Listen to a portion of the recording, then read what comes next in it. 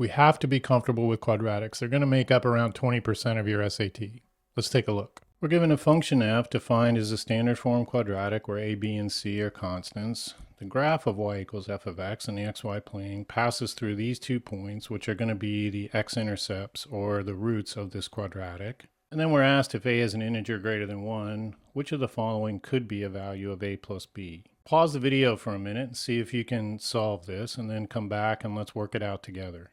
Now, since we're given the roots of this equation, we should think about a quadratic in factored form, which is some a value times x minus the first root times x minus the second root. And for our equation, that's going to be that a value times x minus 7 times x plus 3. Now, since we need to know the value of a plus b, at some point we're going to have to be able to figure out what those values of a and b are, because those come from the standard form, which looks like this. And we need to know this value for a and this value of b.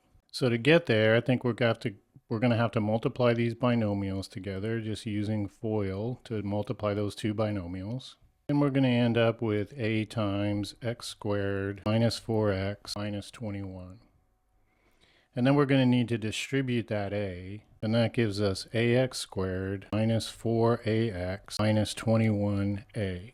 Now that may look like a bit of a mess, but it's actually giving us our b factor right here. We know our b factor is equal to negative 4a. And since what we're looking for is the value of a plus b, and we know that our b factor is equal to negative 4a, we can actually make a substitution here and say a minus 4a. Well, that's equal to negative 3a. And now we need to remember in the question, it says that a was an integer greater than 1.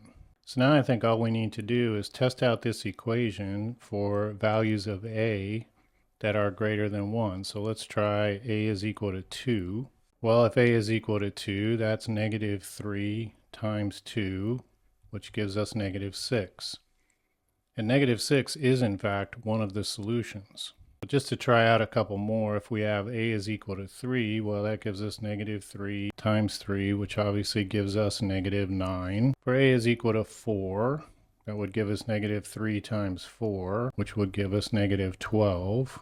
And we can see the pattern that's developing there, and none of those other solutions work.